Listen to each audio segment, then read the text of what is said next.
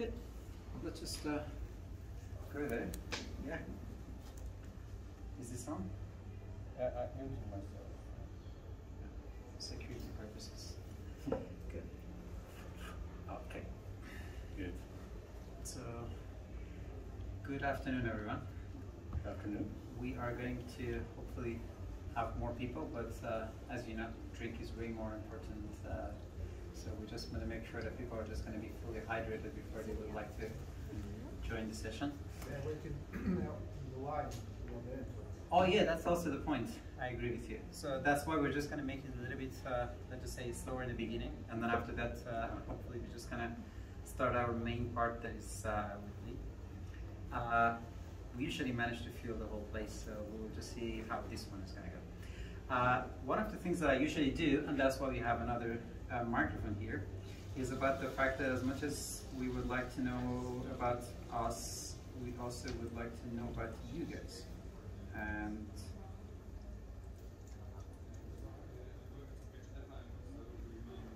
maybe what I can do is, Lisa, can you just see if we could fix this one? I appreciate it, thank you. If you're not gonna have that, then does it work? Yeah, of course. Okay, so if you don't mind, we're just going to. Should I close the door? And there's a camera there. So. Okay. So if you don't mind, we're just going to start with quickly introducing yourself, like 10 seconds, just that we also have a good understanding of who you are. Maybe we can start from this gentleman here. And then. Hello, my name is Orhan. From Kyrgyzstan. I came here as a student, but now I work in Warsaw like 1.5 years. So I work in a field of digital marketing. I work with Google Ads. Yeah, thank you. And I came to look at my friend's speech and stuff. Nice. Thanks. Perfect. I'm not ready. Just introduce yourself, where you come from. Okay, hi everybody, my name is Francesco, I'm from Italy. I work in a corporate here in Poland and I'm doing management and quality control and so on and so forth. Very so, nice. yeah, thank you. Okay. Hi, my name is Sasha. I'm from Ukraine. I came here 5 years ago, but with some gaps, not in the memory, but just with some traveling. And I'm working in Accenture as a business consultant. So yeah, and I came here just because I also want to, to get to know more people who were in the same situation as me, like travel, discover a new country, and how the Warsaw is from their perspective. Hello, my name is Alexei. I'm also from Ukraine. Since 2014, I'm a full-time entrepreneur. I run my company. This is the IT product company, which develops its own product. So we work mostly in Ukraine, but also in Latvia, in Lithuania, in Kazakhstan, in South Africa, and currently developing business in Poland and Eastern Europe. Perfect. Right time to introduce yourself. Oh. 10 seconds. Hi, my name is Vivek. I've been in Poland for 9 years, and I have an IT outsourcing startup and a fixing and renovation startup for expats and locals. And that's it. Perfect. Where you come from also, that helps. And yeah, I really like Poland. I think it's a really sweet spot in Europe. If you consider the east, the west, and cost of living and opportunities, and I think it's getting better. So yeah, that's it. This side is done?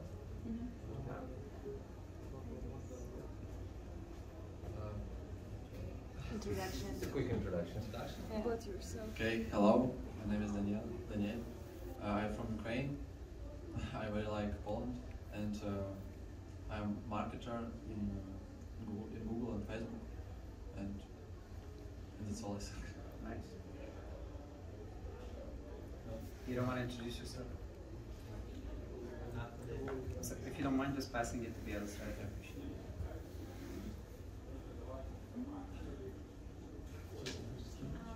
Hi, my name is Aqua. Aqua. from China originally, so I'm working in HR, learning and development in the corporate. So. Do you work together or? No. No. Because you have a lot in common. Okay, nice. No. Yeah.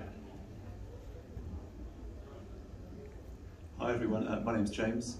I'm from London. I work at the British Embassy and I've been in Poland for 9 days.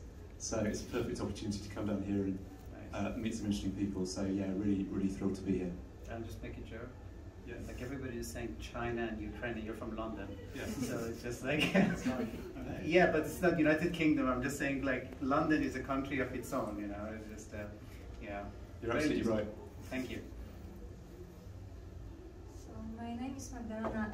I'm surprisingly Polish, and my profession is real estate agent, and I work mainly with expats, for expats in Warsaw. And the reason I'm here today is because of my friend, who is an artist, and Monika Wójtowicz, and her art is outside. Perfect, thank you. Surprisingly, also we have another Polish gentleman on that side, but would you like to introduce yourself?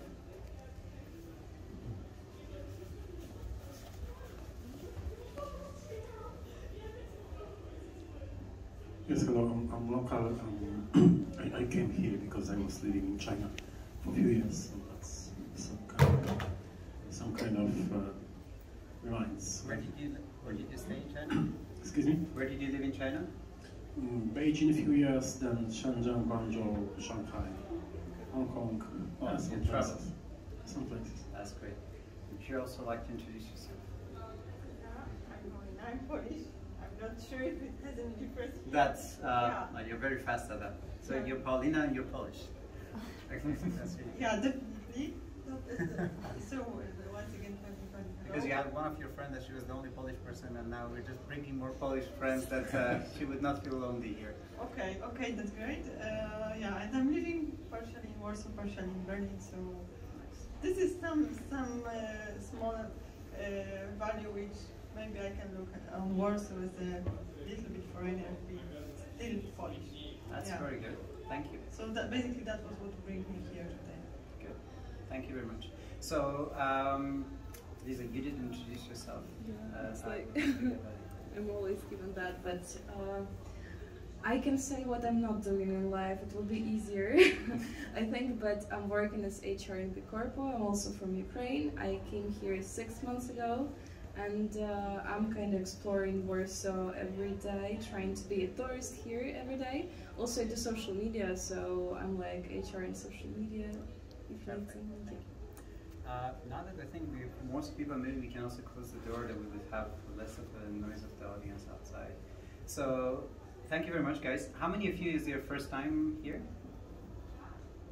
Good. So we have also some people that is the first timers. So just to give you also a bit of a background, so my name is Ahmet, I'm director of Startup Grind, among other things.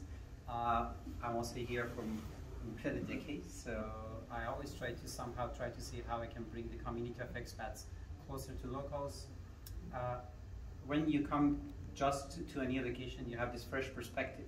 You see things from a different angle, you see things differently, but at the same time, even people who are living and breathing in the same place, because everything for them is just same old. So they don't have that, let's say, ideas. And we want to just clash all of those things. So the whole idea of ExpatLens is just about bringing different perspectives and fresh perspectives that, first of all, if you are just into a new country, you would be able to have a better understanding of where you are. And at the same time, if you are local, you can also try to even know exactly what are the, let's say, the new angles of even where you are born and raised, but still you would just see it from a different view. This time we have the pleasure of having Li. He is, I'm only just gonna give that spoiler that he's from China. And then for the rest of that, now the floor is yours. Just introduce yourself. Okay, hello everyone. My name is Li Weihao.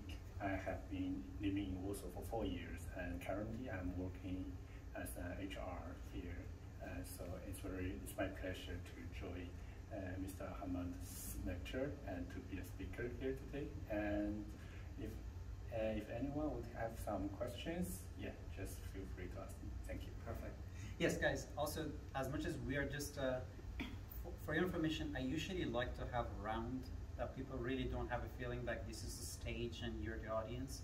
that we will have more engagement, but let's just try to have it more in practice.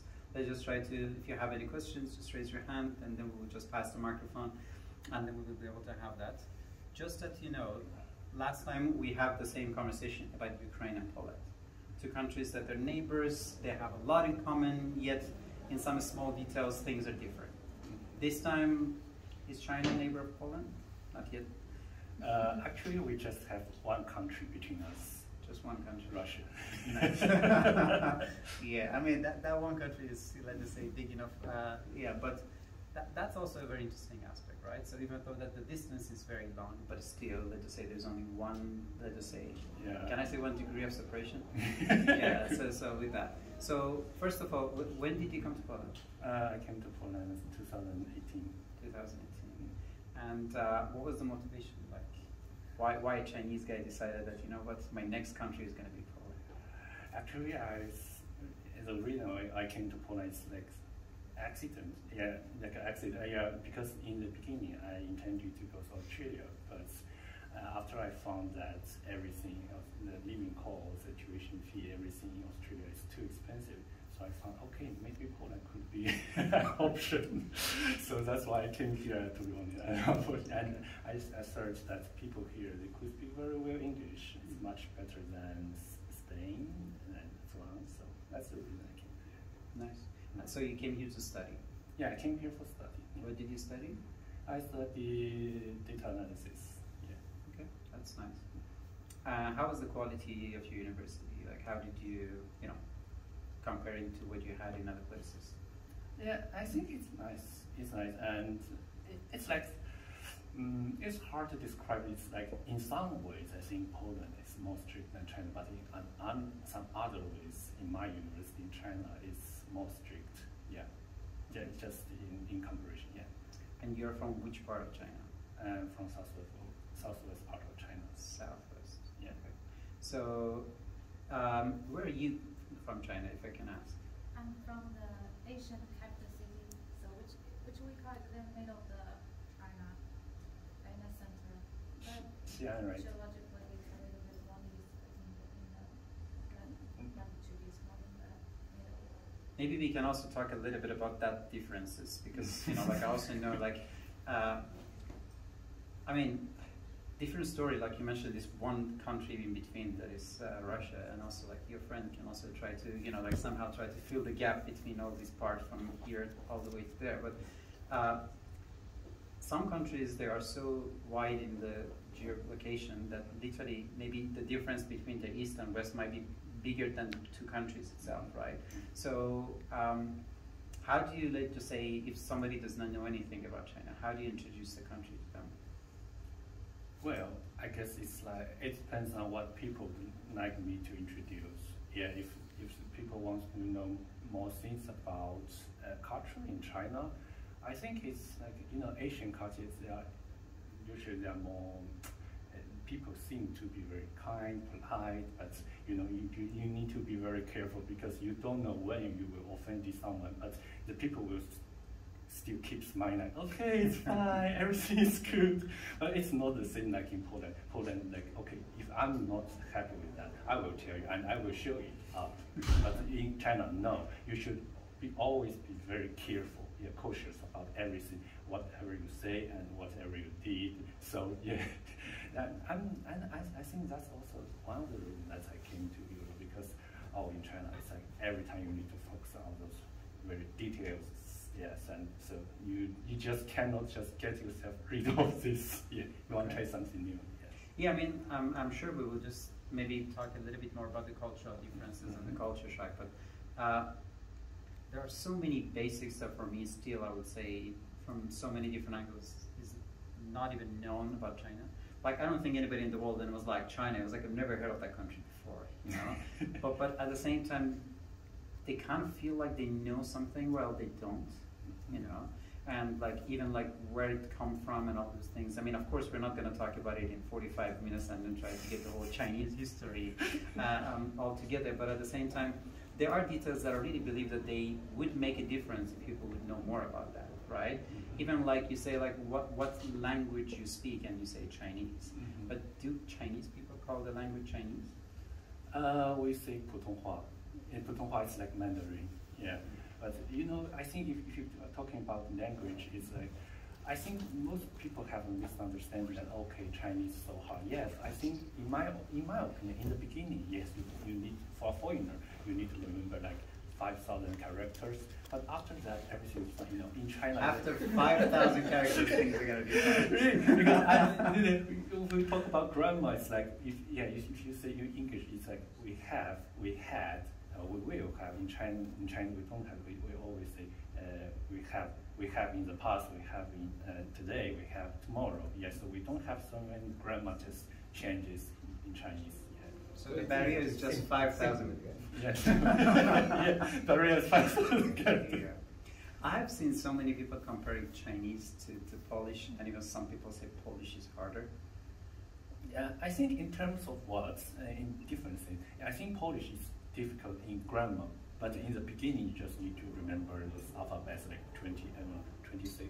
The conjugation of two in Polish, this is like a massive memes on internet. Like, if any of you did not look at that, like just see how many ways the word two just goes there. I think that already covers half of the 2,000 that you mentioned back there. But you're in Poland. How is your Polish? No, okay. Yes, true. I mean, that's already good enough. But now let's just reverse it. So would you be able to go back to where you are and then try to also just not speak Chinese and then try to live your life? You mean my city? Yeah. If I don't speak Chinese in my city, English, right? I think it's a bit hard, yeah. Because in my city, you know, it could be a big city because it has like 31 million population in my city. It can be a big city, 31 because the population of the country. Yeah, but you know, people there, for young people, they could speak some English, but you know, for older people, some people they cannot speak Mandarin that well. So it will be a problem for them to speak English. Yeah. So Cantonese is the main language, or no, some dialects. The central government says it's dialect, but in my opinion, it's another language. It's like I think the difference between my dialects from Mandarin is like the difference between Polish and Ukrainian. Wow. Yeah. And how many people speak this dialect? I think it's about 20 million. 20 million. Yeah, it's not just in my city. It's like the whole. Also, some neighborhood province also speak this. So anybody from Latvia, Lithuania, just like, yeah, I mean the whole population of all of these three countries together is going to be 3 million. So that's another story. What exactly, like to say, recognizes people from that region, from your region? Like how, like if you go, is it just a dialect, or there's something else that is also distinctly that just like you need somebody from like central China or something? Okay, people usually see that people in Chinese, they usually recognize the people from my region. Like food there are really spicy. Okay. and we love hot pot there. So it's every time I tell some people I'm from Chongqing, they always say, "Oh, you're from hot pot city." Is it because of proximity to India, or is just like? I've never tried Indian hot pot before, really? To be honest. Wow. But I think the food is similar like Indian, so we both eat a lot of chili, yeah, in my food, yeah, we add inside. Yeah. I mean, for sure, Polish, let's say, cuisine, they are pretty much, you know, like in love, just try to mix it with the Chinese cuisine.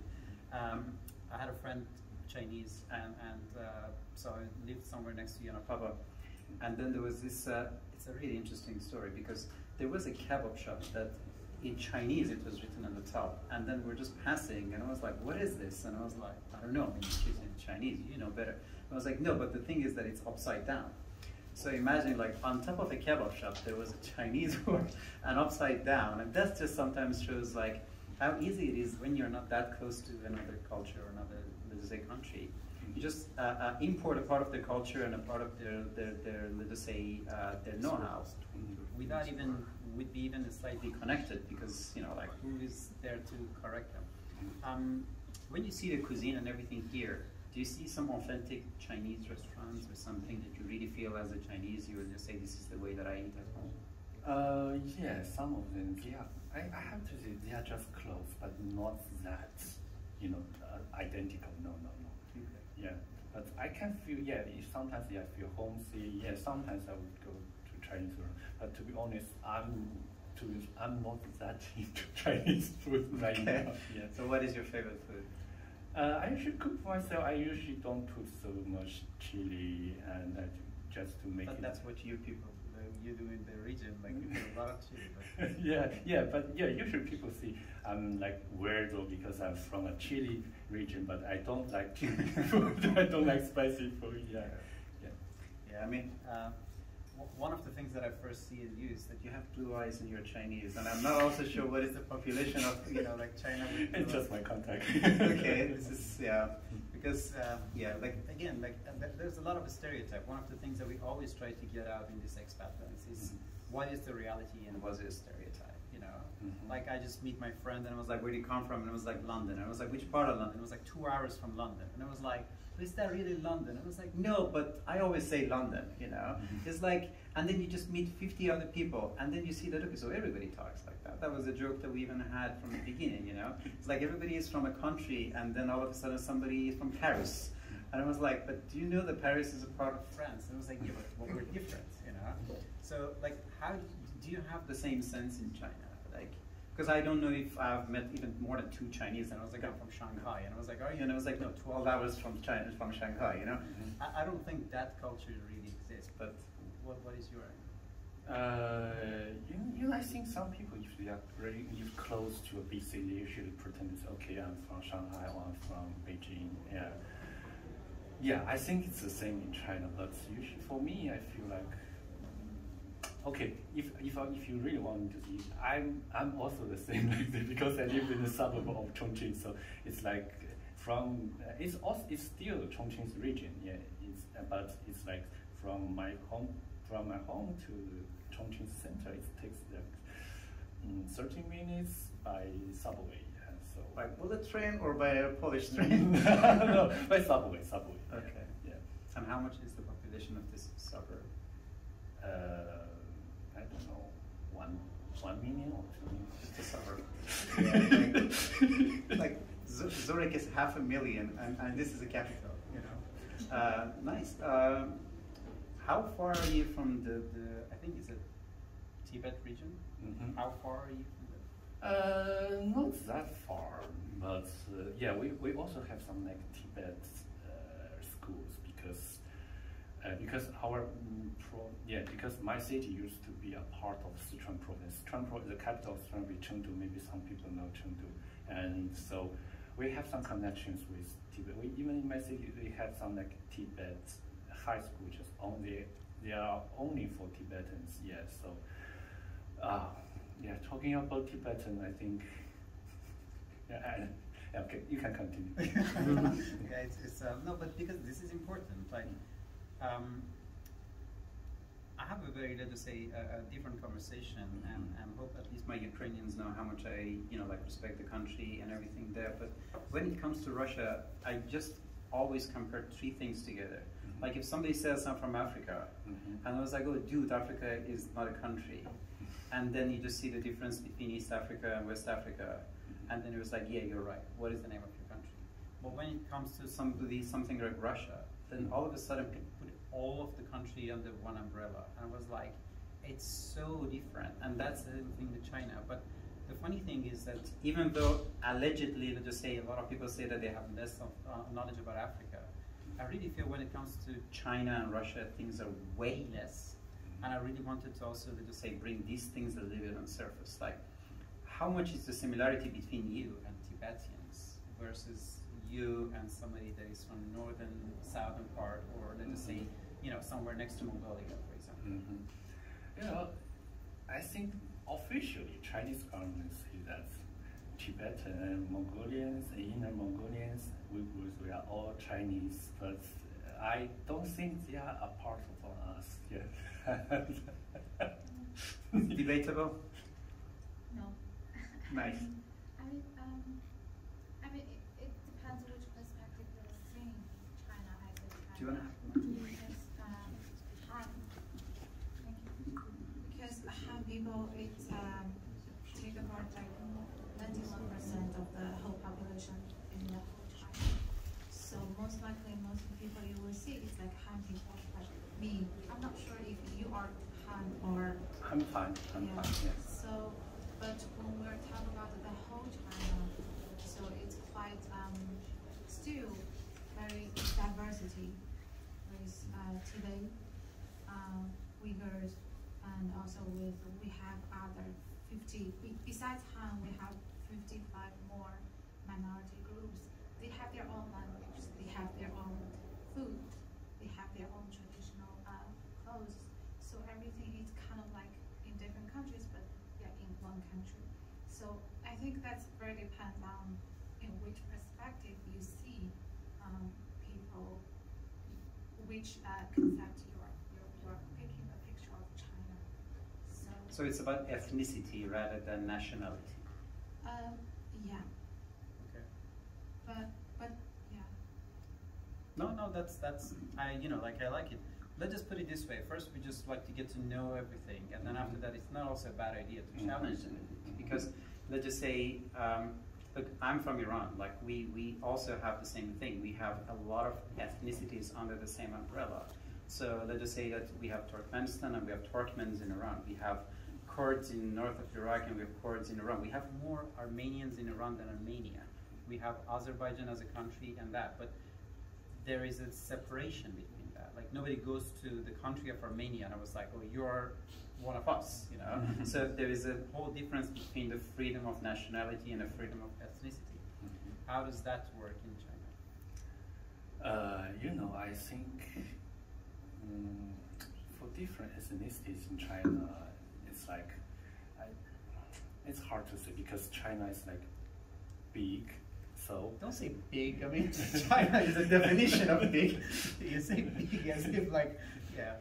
Yeah, so from different ethnicities, it's different. So if you really want to say, if you really want to say Uyghurs is a part of China, part of Chinese, they look like just.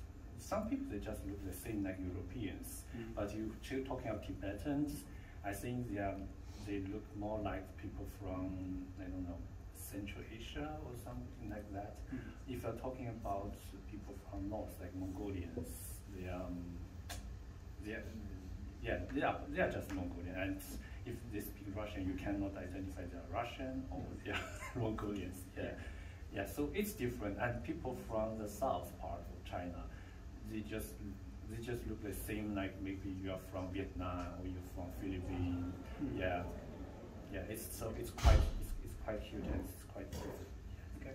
And when it comes to the Chinese cuisine, because we talk about ethnicities that they are all, let us say, 50 different types and language-wise and everything.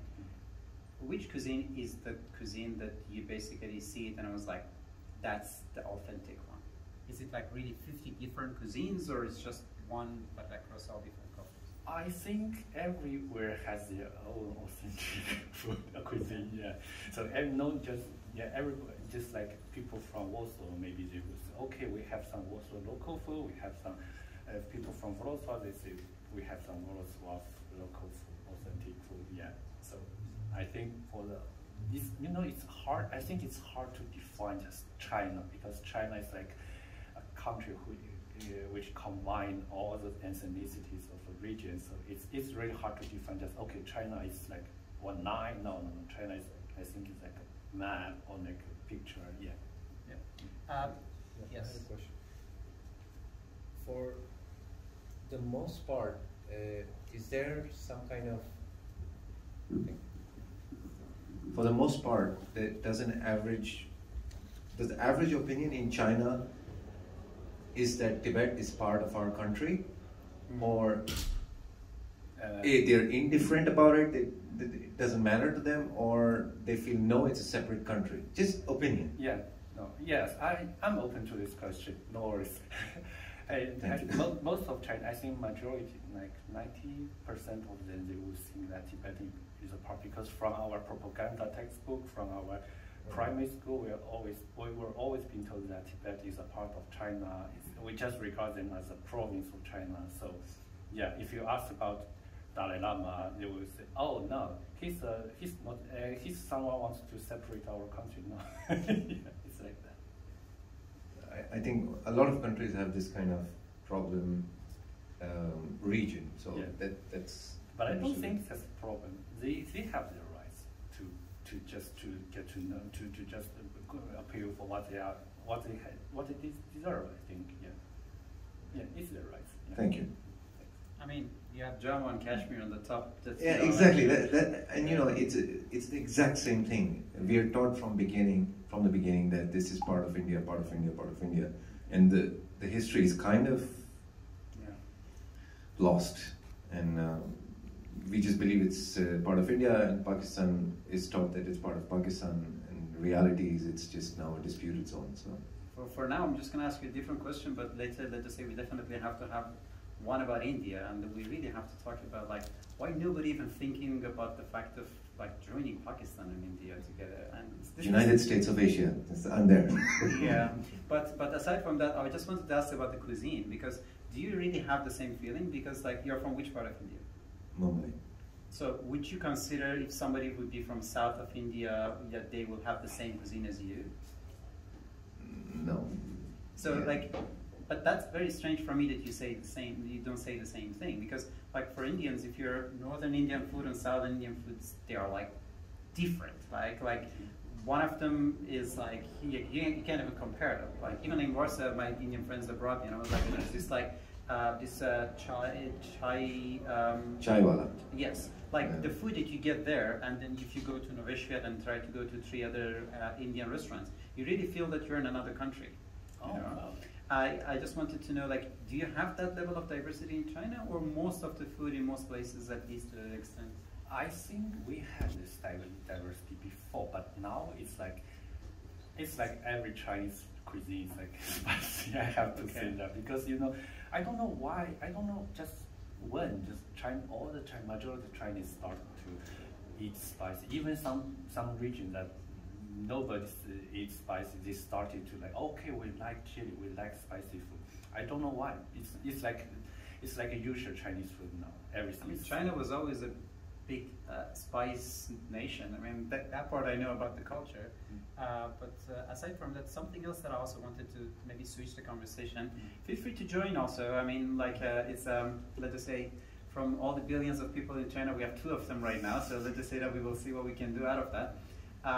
But if you don't mind, do you want to add something to the spice part, or because I see your face goes back into the, you know, it was. I would say spicy food is kind of identified. I kind of like some feature to be seen as a Chinese kind of thing, but authentically different places have their authentic food. So like in Shanghai, people eat more mild food. They don't, I mean, traditionally they don't eat very spicy food. And also in middle part, I'm from the middle part, so we have the mix of north and south. So I grew up spicy. I adopted this spicy during my years, decades. So it's not like it's every day, but the culture from Sichuan, because the food was so good there, and the spicy food also good, and so it just became very, very popular, the nationwide. And then we kind of have this kind of restaurant, spicy restaurant everywhere, big small cities. So it's kind of like something like pizza.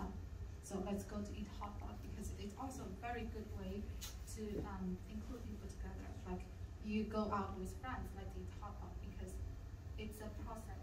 So you're eating, you're preparing food, you're chatting. So it's also kind of social way.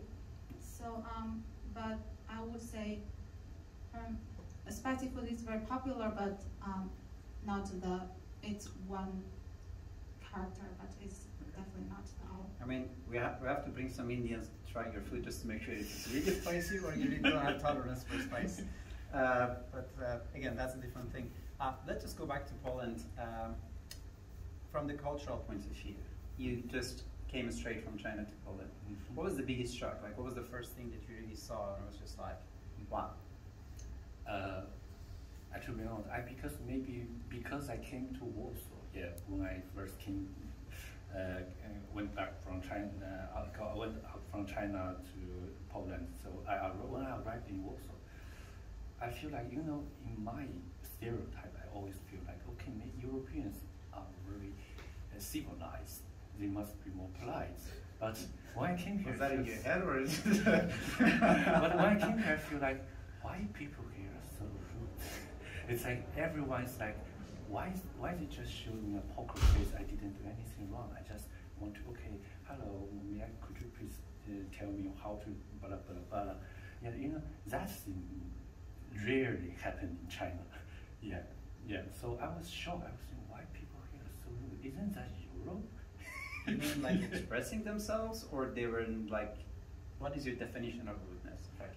It's like they usually don't want to answer your questions. They always behave like, I'm the god, your customer. Okay, you're city. Yeah. I don't know why. Just you know, because you know, in China, the shop sellers, they are always smile. Hello, what can I do for you? Well, but it's like a little bit like Japan, but here it's like. It's something like that. So I was shocked in the beginning. But you know, when gradually knowing about Polish, I feel like they are more straightforward. You know, maybe in the beginning they feel like, okay, they are racist, or maybe they are like so rude. But if you know them gradually, you feel like, okay, they are fine. But I think for the difference between China and Polish, like, okay, for Chinese, they are in the beginning, maybe they behave like, okay, we are very polite, we always want to help you, but if you just get to know them gradually, you will feel like there will be lots of problems. Yeah, it's like totally the upside down.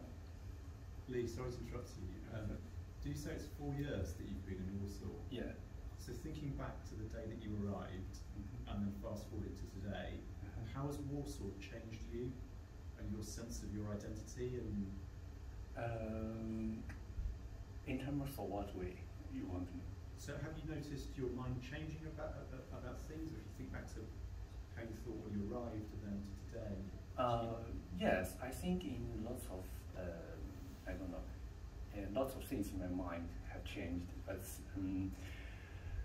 it's a hard question. I don't know if I'm still safe to talk about it in front of Chinese. Maybe. If I can just like add to this question, I was thinking like, for instance, if there will be circumstances that you could not stay in Poland and you have to come back to China, what would you miss the most? Or like, what would you not understand in China right now, and you will feel like, okay, I miss Poland because there was something which is not in China. Like. Okay, I think the most important for sure is freedom of speech, because in China we don't have that.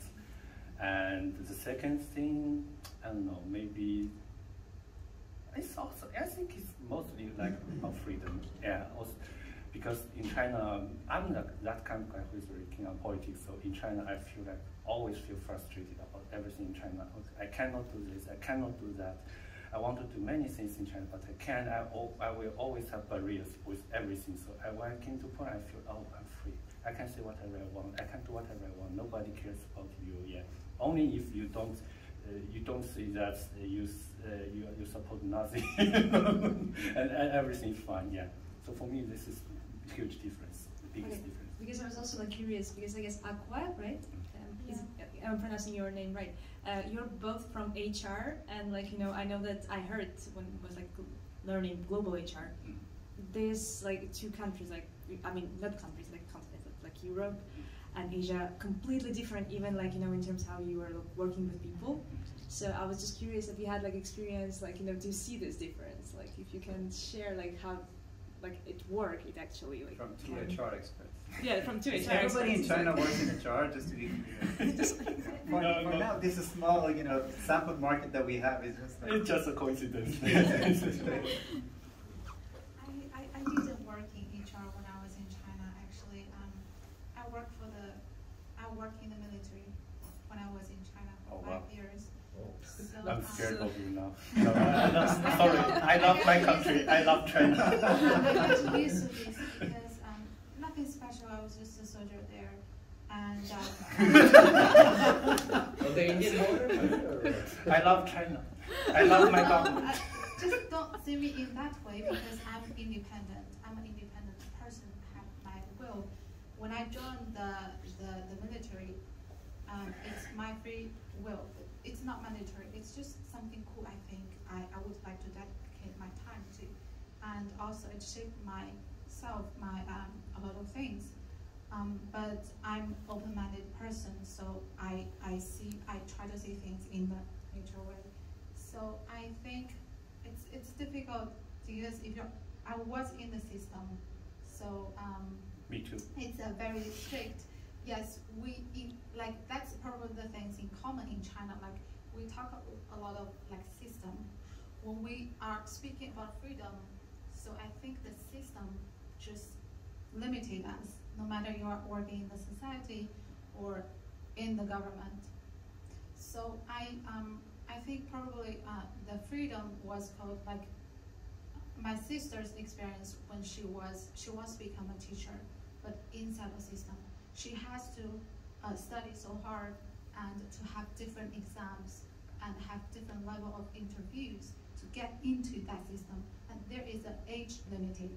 When she get older, she probably not have this opportunity. That I think is kind of like it's so many people working in China and it's very competitive. So I think in that way, it also limited some people's free choice. I really like this sentence. They say in most countries you have the freedom of speech, you just don't have the freedom of after speech. So like you can say whatever you want. You just have to just see what happens after that. I'm just gonna have a small tweak of this whole thing. China was always an emperor style country, but right now we only hear like presidents of the governments. How is the presence of the monarchy in China right now?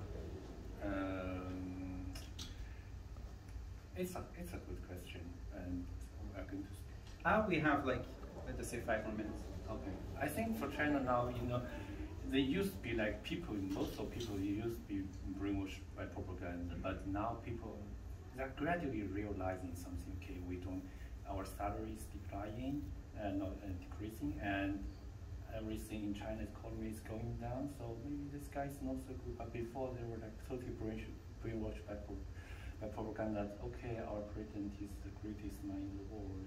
Our president is someone who can lead us, who can lead the world, who can lead China to conquer America, or some stupid propaganda like that. So yeah, for me, I just feel like he should go into history. But I understand that part. But I'm just saying is there like an emperor above the president, or is this just... No. I think in China with the emperor, or maybe next say president, it's the general security of this party. Okay. So yeah, whoever comes to the power in party, whoever is president. That is one person. Yeah, just one person. Yeah. Okay. No, because like comparing again to the British monarch, like you don't see the Chinese money with like the picture of the emperor all over it, right? It's just more they just say. I'm not sure how I have to say that, but like you more see the elected president rather than the I don't know, because you don't believe in the God in the capacity of that thing. So no, I just want to say God elect. Like I don't even know who exactly like brings the emperor, but there are not elections for that. For sure.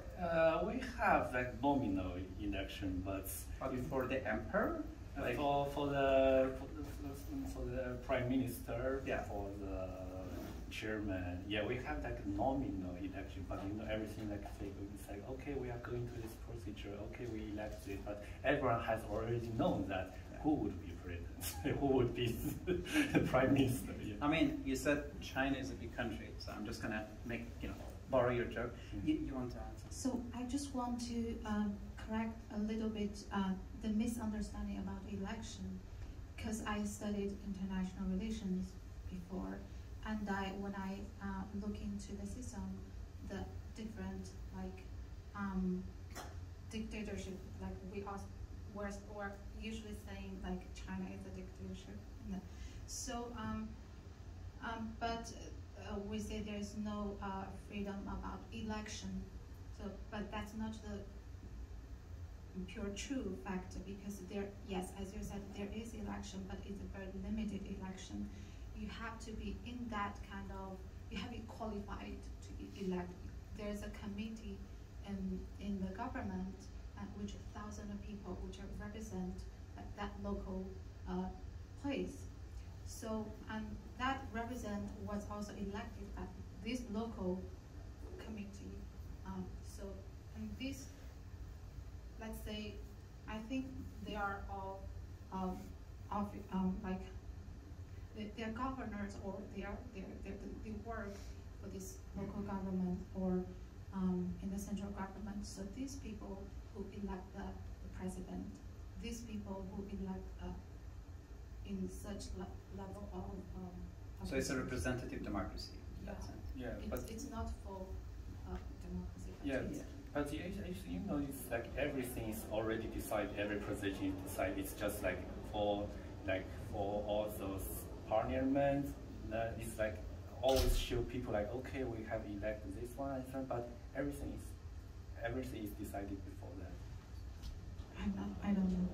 Let's just put it this way. I don't think this would be something, and I'm just seeing a lot of things in the back part. So just two things, guys, because especially like I used to not to live that far from the embassy, and they have these amazing pictures all over. And I also really wanted to go a little bit back to the nature and how diverse the whole nature of China is, and how, let's just say again, when like you just think of the country, you always see like some like abandoned cities and like two different other part of the architecture that they just say very much limits it.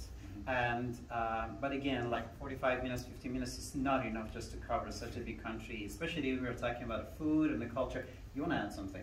Yes, just one question, because you talked about politics. Yes. I've lived some time in Hong Kong as well, and how do you identify to Hong Kongese in terms of culture? And what's your view about the, so to say, invasion of Hong Kongese territory? They deserve what they deserve, I have to say. Because, you know, they are colonized, you can say they are colonized by British for many years. Their law system, everything in Hong Kong is different from China's mainland. So it's like, okay, for example, it's like that. If you are Chinese, you studied abroad for many years, and your mind, your ideology is westernized. So if you go back to China, people would assume that, okay, this is not Chinese culture. This is not Chinese tradition. So why? So you should like behave like Chinese. So why should I do that?